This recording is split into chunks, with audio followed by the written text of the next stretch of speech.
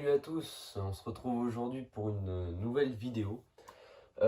J'espère que vous allez bien, parce que moi je vais très bien, donc ça fait un petit moment que je vous avais pas proposé de vidéo sur ma chaîne personnelle. Que ça soit de la mécanique, de la motoculture ou des travaux paysagers, donc j'ai été inactif pendant plusieurs mois, déjà parce que je vous ai proposé pas mal de vidéos où j'étais sur des chantiers, tout ça, que ce soit de la taille, de la tonte. Et je me suis dit, allez, à force, voilà, de temps en temps c'est bien, allez hop, on remet une petite vidéo taille, une vidéo tonte, mais à la longue, c'est tout le temps la même chose, donc c'est vrai qu'il y a beaucoup moins de mécanique, tout ça. Et j'avais pas mal de matériel à vous présenter, du style. Parce qu'il faut savoir qu'à l'heure actuelle, maintenant, tout mon matériel, j'ai réussi à le remplacer par du style.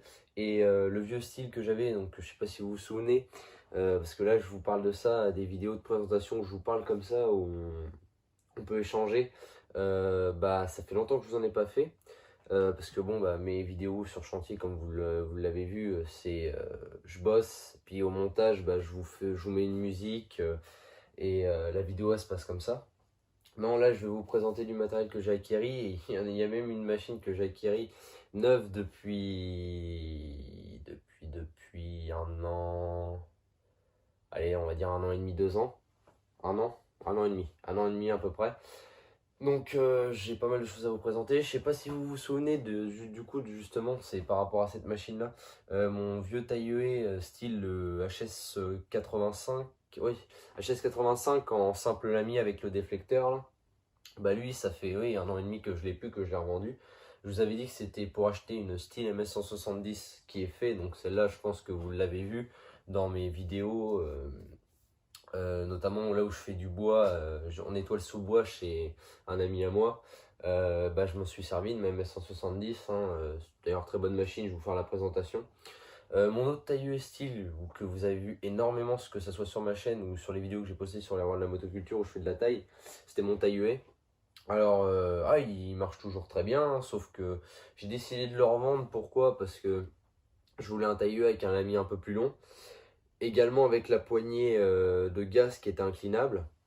Du coup, je l'ai revendu ce tailleur là. Donc, je me suis retrouvé sans tailleur pendant un petit moment. Et puis, j'avais eu quelques petits problèmes parce que c'est un tailleur qui a quand même une vingtaine d'années maintenant. Et du coup, il me fallait quelque chose maintenant de plus costaud. Quand je faisais de la petite taille, ça allait. Quand on commençait à rentrer dans du rabattage, c'était un peu plus compliqué, malgré qu'il avait la moelle. Mais bon, je pense que le tailleur à l'heure actuelle, il est en fin de vie maintenant. Donc je l'ai revendu. Je l'ai revendu quand même 150 euros, donc c'est pas négligeable, hein. J'avais mis 150 euros à débattre sur le bon coin. Je voulais pas qu'il parte quand même en dessous de 130 parce que malgré tout, le tailleur restait quand même en très bon état. Il démarrait bien. Donc du coup, j'ai décidé de réinvestir, donc c'est pareil. Et j'ai fait, donc faut savoir que dans mon matériel là que j'ai acquis depuis un petit moment, il y a une seule machine pour laquelle où j'ai réellement investi et où j'ai déboursé de l'argent. Le reste, c'est grâce à la vente de matériel. Il faut savoir que sur 5 débroussailleuses, il m'en reste plus que 2. Voilà, donc j'en ai revendu 3. Du coup, voilà, donc ça fait déjà un bénéfice. Du coup, c'est pareil, j'ai revendu ma vieille élagueuse, la vieille 020 V Super, parce que j'avais trop de frais à faire dessus. Roulement de vilebrequin mort. J'ai fait, allez hop, on revend ça, et puis on verra bien par la suite ce qu'on fait. Donc, j'ai tout fait, donc je vais vous montrer tout le matériel. Donc, je pense, on va commencer par la MS170, et puis je vais vous faire le tour de la machine. Donc juste par contre, là je suis dans mon sous-sol parce que dehors il fait pas mauvais mais il y a du vent et j'avais peur que ça s'ouvre dans le micro de mon téléphone. Du coup je préfère vous faire ça à l'intérieur, fermé, tranquille, je suis tranquille. Bon par contre je vais pas vous démarrer les machines. De toute façon c'est des machines qui sont pour ainsi dire neuves. Donc pour 3 machines, 4 même, sur 5 machines là, que je vais vous présenter. Enfin, il y en a une que je vous ai déjà présentée, mais sur 4 machines, il y en a 4 neuves. La cinquième, c'est histoire de montrer tout le matériel style que j'ai. Il en manque 2 machines. Ouais, 2. deux, parce que la troisième, voilà, mais il manque deux machines que j'ai pas là chez moi qui sont chez ma grand-mère, le HL 100 et la MS 360. Donc je vais vous montrer ce que j'ai là chez moi, parce que là je suis chez moi, je suis ni chez, je suis pas chez mes grands-parents, que ce soit là où il y a le Kubota ou là où il y a ma Staub. Donc je vais vous montrer ça. Et on va commencer du coup par la style MS160. La tronçonneuse, donc je vais vous la sortir, hein, je vais vous faire le tour. Je voulais juste faire une petite parenthèse. Euh, Quand j'ai eu cette tronçonneuse, mon père il m'a dit, quand tu vas aller sur des chantiers, soit si on va dans le bois tous les deux, tout ça, vu que c'est une tronçonneuse qui est quand même, qui a pas un guide excessivement long, qui est pas très longue, et ben je vais te faire une boîte. Donc je remercie hein, son collègue qui m'a fait une boîte qui est vraiment sympa. Donc j'ai de chaque côté j'ai des petites poignées comme ça. Donc en dessous j'ai mis de la mousse justement pour que ça la protège, et j'ai mis pour pas que ça dégueulasse la mousse avec l'huile de chêne. Si jamais il y a des quand elles sont chaudes les tronçonneuses, des fois il y a des résidus d'huile de chêne qui peuvent tomber. Du coup bah pour éviter que ça salisse la mousse et même la boîte ça traverse, j'ai mis un chiffon. Donc là bon, faites pas attention, il y a mon il y a mon stabilisateur d'essence hein. D'ailleurs on va en parler vite fait, c'est celui de Briggs. C'est vachement bien, ça conserve votre essence et ça aide au démarrage plus facile de vos machines.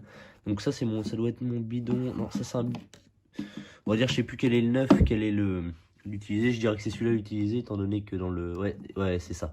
C'est celui-là qui a commencé à être utilisé. Donc c'est pas de l'huile de temps, hein, c'est du stabilisateur essence que vous pouvez mettre dans votre mélange ou même dans votre essence ordinaire, dans votre sans-plomb, pour qu'il dure, pour qu'il se conserve plus longtemps. Et là, bah, j'ai mon pichet mesureur quand je fais mon mélange, hein, tout ce qui est le plus normal, hein, c'est un pichet mesureur avec toutes les unités de mesure pour faire son mélange de temps. Donc ici, on a la clé spéciale à la MS170, donc justement clé à bougie et clé pour l'écrou de serrage avec le tournevis plat au bout pour la vis de serrage la vis de la tension de chaîne, pardon. Et de l'autre côté, j'ai une autre clé, mais alors là, ça n'a rien à voir. C'est une clé qui est pour tailler, justement, avec l'embout Torx au bout pour tailler ou même la débroussailleuse, tout ça. Et j'ai le petit tournevis pour régler le ralenti, le petit tournevis de chez Stihl, qui est juste là, je pense qu'on peut l'apercevoir. Donc, je vais vous sortir, donc ça c'est la référence pour la chaîne de la tronçonneuse, avec cette petite. Donc je vais vous sortir la machine, je vais vous la poser, et je vais vous faire le tour de la...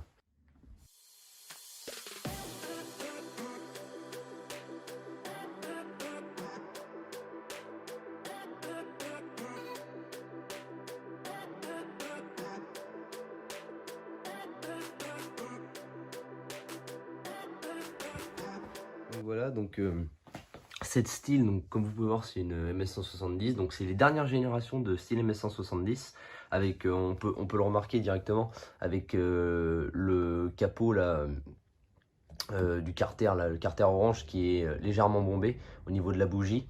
Ça c'est une nouveauté. Bon, ça fait un petit moment qu'elle est sortie la dernière génération, ça fait peut-être 2-3 ans, voire peut-être même plus. Vous voyez hein, la machine de toute façon, elle est, donc la date, elle est de 2018, de juin 2018 la tronçonneuse. Donc vous voyez, donc elle tourne à 113 décibels, moteur de temps, hein, bien sûr, c'est une tronçonneuse, hein, moteur de temps. Donc pour ceux qui tombent sur la vidéo par hasard, qui ne savent pas ce que c'est qu'un moteur de temps, c'est un moteur qui marche avec l'huile et l'essence mélangée, donc de l'huile de temps spécialisée pour les moteurs de temps, mélangée à du samplon 95, donc huile 2% pour 1 litre d'essence. Donc voilà, donc dessus j'ai un guide. Alors attendez, parce que là à une main c'est pas très facile. J'ai un guide de 35 cm. Donc ça cette machine elle est vachement pratique. Ça va être pour tout ce qui est justement ébranchage au sol, tout ça, tout ce qui est branchage d'un arbre coupé abattu au sol, ou de la petite taille en restant au sol, du petit abattage d'arbres de diamètre très très léger. Quand on enlève des tuyas, des trucs comme ça, c'est vraiment une super machine. C'est une machine qui se complète très bien avec une élagueuse, justement, quand on fait des travaux justement de taille, tout ça, ça se complète très bien, mais pour travailler au sol, bien sûr. Hein, on monte pas avec une échelle, dans une échelle avec une tronçonneuse comme ça. Même avec une élagueuse, c'est pas trop recommandé. Donc après, j'ai pas trop de leçons à faire là-dessus parce que moi, je le fais. Donc je le fais pas chez les clients, ça, mais je le fais. Par exemple, moi quand je suis chez mes grands-mères, je suis chez moi, tout ça, je me permets de le faire parce que je reste chez moi. Mais bon, c'est des machines quand même, les tronçonneuses, qui sont quand même très très dangereuses. Et il faut prendre ses précautions avec tout le matériel qui nous sortent maintenant, les pantalons anti-coupure, tous les équipements anti-coupure. Il faut mieux investir et bien se protéger parce que, comme on dit, la vie, ça n'a pas de prix. Et avec une tronçonneuse, on peut la perdre, la vie. Donc voilà. Sinon, bon ceux qui connaissent, là, donc réservoir essence, réservoir huile de chêne. Donc là, on a un starter. Alors, on a un starter à 2 positions. Donc là, le starter, démarrage à froid. On remonte, on est au démarrage accéléré. Une impulsion sur la gâchette, on monte au bouton de start de la tronçonneuse. Et là, une impulsion vers l'avant et on l'arrête. Ici, donc, il y a tout là-dedans dans le bloc. Il y a filtre à air, carbu, bougie, tout ce qu'il y a dans un moteur. Et c'est une machine qui a 2 écrous de serrage pour serrer le guide. Et la vis de tension de chaîne, elle se situe juste ici. Je pense qu'on peut la voir là. Ça doit apparaître à l'objectif, juste ici, juste en dessous de mon doigt. Donc voilà, donc c'est une machine qui m'a quand même jusqu'à maintenant, qui m'a pas mal servi. Hein. Comme vous avez vu, elle a bien servi chez mon pote là, quand on a fait du bois chez lui, quand on a fait le nettoyage de son sous-bois. C'est une machine dont je suis vraiment vraiment content. Comme je vous dis, quand on va faire du bois et qu'on débite, ça évite qu'on utilise, par exemple, moi ce que j'avais, c'est qu'avec la 0,20, celle-là, c'est vrai que je préfère brancher au sol avec pardon, excusez-moi, ce type de tronçonneuse. Pourquoi? Parce que on n'a pas besoin de se courber réellement, vu que c'est une machine qui est quand même à se tient à 2 mains, hein, c'est ça ce que je veux dire. C'est que l'élagueuse est quand même plus petite, et d'un point de vue position du dos, etc., je préfère brancher avec une tronçonneuse qui est comme ça. Notamment quand on va faire du bois avec abattage et branchage, tout ça. Je préfère utiliser cette machine pour ébrancher parce que on a un confort d'utilisation qui est meilleur qu'une élagueuse. Mais après, par contre, pour tout ce qui est taille d'arbre, tout ça, comme je vous ai dit, je prends l'élagueuse. Et derrière, quand il y a du débitage à faire, tout ça, je prends cette machine-là. Donc voilà. Donc sinon, écoutez, hein, c'est une tronçonneuse. On a la poignée de frein de chaîne. Voilà, donc guide de 35 cm comme je le disais. Donc forcément, avec cette tronçonneuse-là, on va pas abattre des arbres qui font 20 à 40 cm de diamètre. Hein, c'est pas fait pour ça. Il existe des modèles beaucoup plus gros et plus adaptés à ce type de travaux. Là, c'est vraiment pour les branchages, le petit abattage léger. Et aussi pour recouper, par exemple, son bois de chauffage. C'est une machine qui va très bien pour faire ça également. Du coup, voilà. Donc, je vais pas plus m'attarder sur cette machine, bon, parce que vous l'avez déjà vu en action sur ma chaîne. Vous avez déjà vu tout ce que j'ai pu faire avec. Si vous voulez savoir combien je l'ai payé 179 € neuf chez Leroy Merlin. Je voulais absolument ce modèle-là, parce que pour moi c'est le modèle le plus adapté, parce que moi tout ce qui est grosse tronçonneuse d'abattage, par exemple la MS360, moi pour mes chantiers personnels ça me sert pas grand chose, parce que je fais pas d'abattage d'arbres. Mais quand j'ai des tuyas à enlever, par exemple des à enlever, que ce soit du tuya, du laurier, enfin des à enlever, ça plus une élagueuse, moi ça me va très bien. C'est amplement suffisant pour ce que j'ai à faire. Après, quand je vais faire du bois, là après c'est différent. Mais pour mes chantiers personnels, c'est ma machine. Je l'avais payé à l'époque avec la revente de mon taille huée style HS85 et la tondeuse Husqvarna Royal 53S que j'avais également. Je sais pas si vous vous souvenez, donc il m'est resté de l'argent à la fin. Mais ouais, je l'ai payé avec l'argent de la vente de certaines de mes machines. Du coup, voilà. Donc, bah, je vais passer sur une autre machine maintenant. Voilà, donc je vous laisse la surprise. Donc voilà, donc bah, la deuxième machine, je pense que pour ceux qui connaissent, qui me connaissent personnellement et qui me suivent, le savent.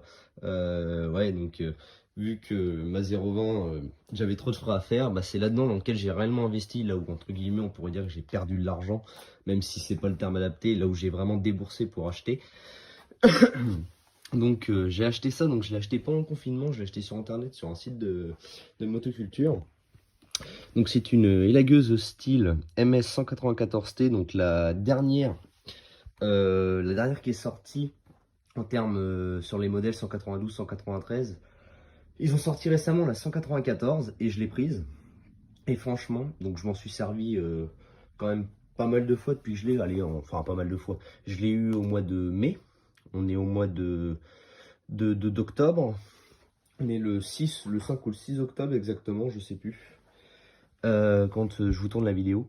Mais franchement, une super machine, j'ai que des points positifs. Donc je ne l'ai pas pris par contre en guide de 35, je l'ai pris en guide de 30 cm.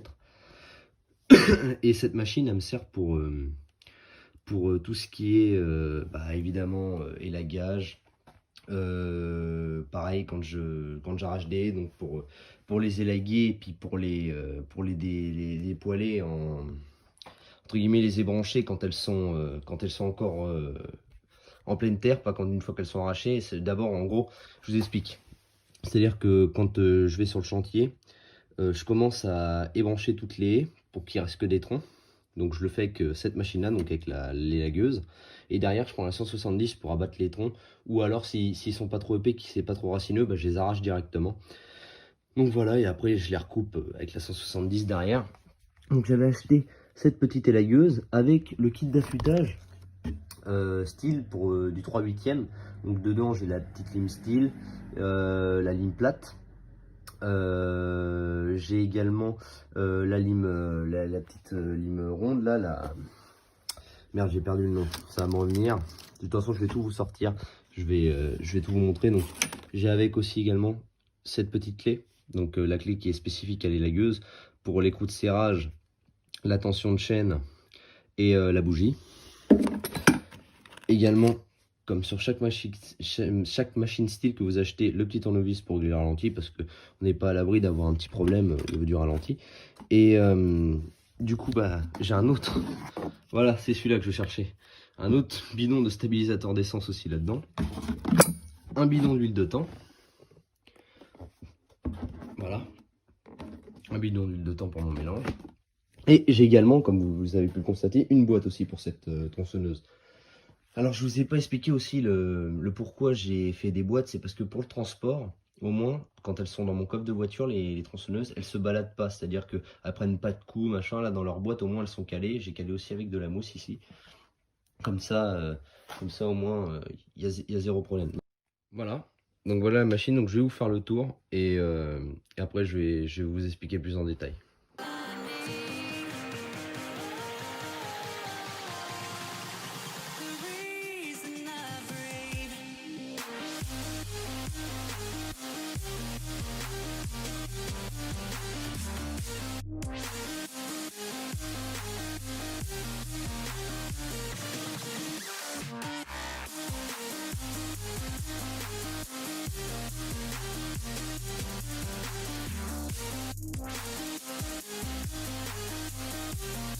Donc voilà, donc comme vous l'aurez vu, donc c'est une style MS 194. Donc je l'ai prise pas en guide de 35, étant donné que j'avais déjà ma MS 170 qui était en guide de 35, je l'ai pris en guide de 30 cm Rollo Light, donc les guides allégés, qui sont vachement bien pour tout ce qui est lagage, quand je fais de la taille d'arbuste assez comme costaud, comme je sais pas, par exemple des noisetiers, trucs comme ça, d'arbustes assez costauds, du rabattage. Et ben c'est une machine qui va très bien. Et franchement, je peux vous dire que le rapport poids-puissance, ce que j'adore avec ce type de machine, c'est qu'on peut les manier à une main. Et on peut aussi bien sûr les manier à deux mains, hein, mais le fait qu'on puisse les manier à une main, c'est quelque chose que personnellement, moi j'affectionne tout particulièrement pour un but entre guillemets maniable. En termes de maniabilité, je trouve ça génial. Donc bien sûr, toujours pareil, c'est pas fait pour de l'abattage, c'est vraiment fait euh, pour de la taille et du petit et de l'élagage. Donc cette machine-là, donc comme je vous ai dit, je l'ai pas pris en guide de 35, mais allez, de toute façon ce que j'ai là, c'est que du matériel professionnel. Je l'ai payé 367 € au lieu de 450 chez un vendeur qui, enfin bon, c'est un peu des voleurs. Je l'ai acheté sur le site Smaf2So si vous voulez la référence. Donc je fais pas de pub, mais en tout cas, je suis vraiment très content de ce site. Il y a des réductions sur à peu près toutes les machines style. Et je l'ai acheté neuf sur leur site et je l'ai reçu, je l'avais commandé le vendredi et je l'ai reçu le lundi matin, je me souviens. Donc c'est pour vous dire à quel point quand même c'est rapide, parce que le week-end, le samedi, ça roule pas beaucoup. Sincèrement, ça a été vraiment rapide. Et ma commande a été prise en charge tout de suite, je l'ai reçue, allez, on va dire 2 jours quand même. Mais franchement, j'en suis vraiment très très content. Elle m'a servi donc chez un client où je faisais le rabattage d'une haie de laurier. Elle m'a servi donc parce que sur le dessus j'avais des gros sicots donc à couper, donc elle m'a bien servi pour ça. Elle a servi également, on a battu 2 arbres chez mon oncle et d'ailleurs bah, pour faire ça, ce qu'on a fait c'est que on les a d'abord élagués, on les a démontés tout ça et après on a abattu, donc franchement, j'ai pas pu vous filmer tout ça parce que bon bah chez le client c'est compliqué. Donc chez mon oncle j'aurais pu, c'est vrai, j'aurais pu filmer, mais c'était la première fois que je m'en suis servi d'ailleurs chez mon oncle. Et bon après c'était compliqué, je préférais faire mon chantier. J'ai des vidéos et des photos de mon chantier, mais des petites vidéos qui sont très rapides. Donc je sais pas si un jour je vous les montre, bah vous verrez ce qu'on avait fait là-bas. Et je m'en suis servi également chez mon pote, chez qui on a nettoyé le sous-bois pour faire l'élagage un peu de son sapin. Et dans son sous-bois, on a enlevé encore quelques arbres et on a refait un peu d'élagage chez lui. Lui aussi possède une élagueuse, d'ailleurs vous avez pu le voir dans la vidéo, hein, sa MS 192T. Donc voilà, en guide de 35 lui par contre. Et en guide de 35 effilé. Donc c'est-à-dire qu'il n'est pas rond comme le mien, le bout du guide il est légèrement en triangle arrondi, si je peux m'exprimer comme ça. Enfin voilà. Mais sinon j'en suis vraiment très content. Donc on a les 2 réservoirs à proximité, donc huile de chêne mélange, un lanceur, comme vous pouvez le voir, hein, c'est tout neuf, hein. On a 2 starters sur ces machines-là. Donc comme maintenant sur la plupart des machines style, on a d'abord le premier starter qui est ici, pour la mise en route à froid, et le starter de démarrage accéléré qui se trouve juste ici. Donc on fait ça, toc, ça revient, on enlève le starter, et on a un bouton stop à retour automatique, comme vous pouvez le constater. J'en suis vraiment très content, et important, ce qu'on n'a pas sur toutes les tronçonneuses, une porte d'amorçage pour encore plus faciliter le démarrage. Donc on va la tourner. Donc c'est une élagueuse. Donc au niveau guide, serrage, tout ça, je suis un. Donc la vis de serrage, elle se trouve juste ici, dans le trou qui est là. Et ici, donc l'écrou de serrage, il y en a un seul, du coup, vu que c'est une élagueuse, il n'y en a qu'un seul. Et bon après, hein, ça veut pas se barrer, hein. Il suffit de serrer correctement, pas serrer non plus comme un gros bourrin parce que ça aime pas non plus, mais en serrant correctement, en gardant le serrage que vous avez habituellement ou le serrage habituel de la machine, bah il n'y a pas de souci. Ici, donc on a toutes les vis de réglage.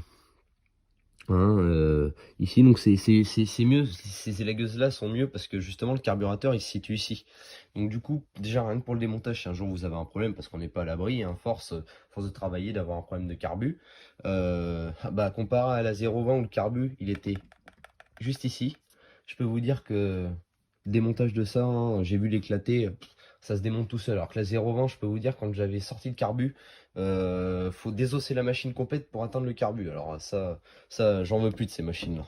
Mais par contre, la 0,20, je crache pas dessus parce que c'était vraiment une machine qui marchait très bien. Sauf qu'elle est restée trop longtemps sans tourner. Et c'est quand même une vieille machine, une machine qui date des années 80. Hein, sa boîte unilagueuse. Je vous mettrai une photo, je dois avoir une photo de cette machine. Je vous mettrai une photo de la machine pour vous montrer à quoi ça ressemblait pour ceux qui ne savent pas une Stihl 020 V Super. C'est une des premières élagueuses de chez Stihl. Ça doit pas être la première, mais ça s'en approche. C'est peut-être la 2 ou peut-être la troisième maximum. Du coup, voilà. Donc, après, donc, pour ceux qui suivent donc, ma chaîne, hein, je vous apprends rien de plus. Hein, vous savez ce que c'est qu'une tronçonneuse d'élagage. Et je pense que ceux qui connaissent ce style connaissent. Donc, vous voyez, hein, elle est pas vieille. Elle date de décembre 2019, la tronçonneuse. Donc, MS 194T, 194TC. Et par contre, hein, sincèrement, avec cette machine-là, donc pareil, faut porter les EPI. C'est pas parce que c'est une petite machine que forcément elles sont moins dangereuses, justement. Les élagueuses, je pense même qu'elles sont certainement plus dangereuses que les grosses tronçonneuses. Pourquoi? Justement parce qu'on fait pas assez attention. Et c'est des machines qu'on manie à une main, donc souvent l'autre main elle est pas très loin au niveau de la branche en général. Donc c'est pour ça il faut mieux porter des manchettes anti-coupure avec des gants anti-coupure avec ce type de machine. Donc oui, donc voilà, c'est ça. Je filme ça depuis une demi-heure, mais je vous ai pas montré. Elle tourne à 114 décibels. Donc je peux vous dire que là, franchement, sans protection auditive, les cellules auditives, si vous portez pas de protection auditive, vous allez en perdre. Parce que moi, je l'ai fait tourner plusieurs fois hein, pour voir le bruit qu'elle faisait réellement. Je peux vous dire que je travaille jamais sans protection auditive avec cette machine-là. Sincèrement. Autant, à la limite, pour la débroussailleuse, je pourrais peut-être m'en passer, mais moi après j'ai le casque intégral. Hein, voilà, pourtant la débroussailleuse, ça fait quand même un peu de bruit. Mais de toute façon, la débroussailleuse, j'ai rien à vous cacher, vous l'avez déjà vu dans une vidéo, c'est ma Stihl FS100, donc en moteur 4 mix, comme ma perche HL100, c'est pareil. Mais bon, ces machines-là, c'est vachement bruyant, Enfin, moi, je vous le conseille, après vous en faites ce que vous voulez, mais sincèrement, si vous voulez pas avoir les oreilles en chou-fleur à la fin de votre chantier, je vous conseille de porter une protection auditive. Du coup, voilà. Donc bah pour cette machine, je pense qu'on va s'arrêter là. Donc bah bien sûr, bah, vous avez filtre à air ici. Ici donc les vis de réglage. On a la bougie qui est juste ici également. Bah attendez, on va pouvoir. Je vais essayer de vous dévisser ça. Je vous ai pas montré l'autre, mais bon, vu que les élagueuses c'est assez spécial.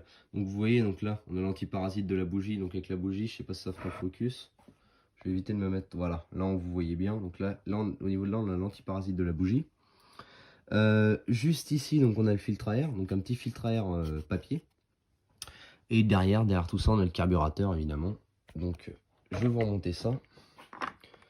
Toc. À une main, c'est pas facile. Donc, déjà, j'ai réussi à le remboîter.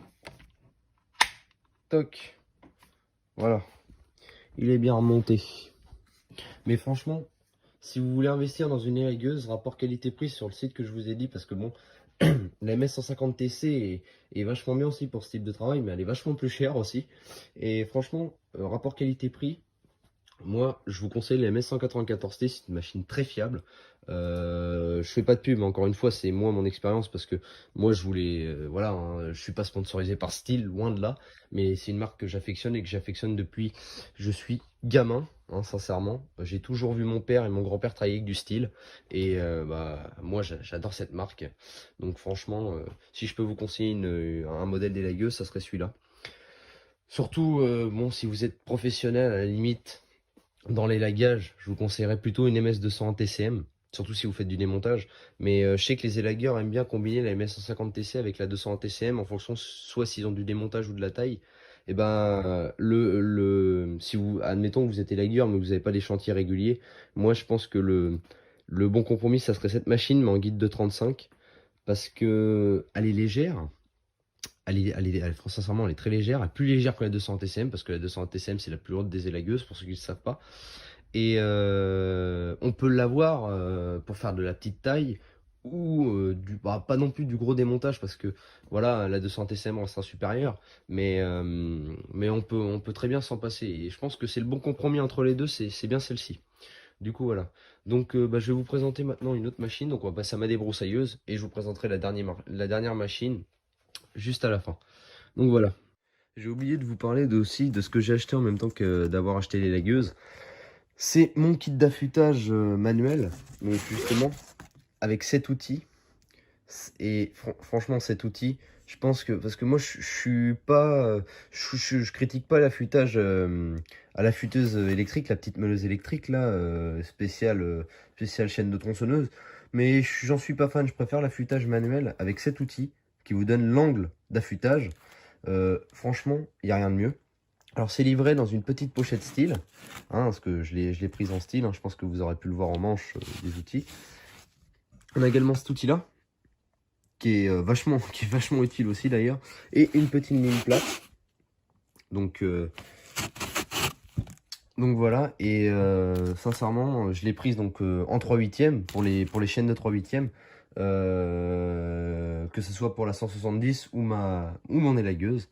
Ça c'est vraiment le très bon compromis aussi. Et je l'ai acheté pour la même commande, donc pour la commande de l'élagueuse, j'ai mis ça également dans mon panier pour le recevoir en même temps que l'élagueuse que j'ai commandé sur Smaf Tusso, et je l'ai payé, si je dis pas de conneries, le kit là, 19,90. Et franchement, j'en suis vraiment pas mécontent. Donc voilà, donc c'était juste une petite précision, hein, au niveau de l'affûtage des tronçonneuses et des tronçonneuses. Du coup voilà, donc je vous prends là pour la suite. Je voulais vous parler également de mon huile de chêne. Donc c'est de l'Igol, hein. C'est une huile de chêne, hein, tout ce qui est plus basique, hein, pour ceux qui se posaient la question quelle huile de chêne j'utilisais. Donc c'est la Igol ISO 50. Voilà, c'est une huile de chêne comme les autres, hein. Moi elle est de bonne qualité, elle fait bien le taf, elle graisse bien les chaînes de mes tronçonneuses. Donc franchement rien à reprocher. Donc pour ceux qui souhaitent acheter une huile de chêne et qui savent pas trop quoi prendre, bah, je vous conseille l'Igol. Franchement c'est une très bonne huile de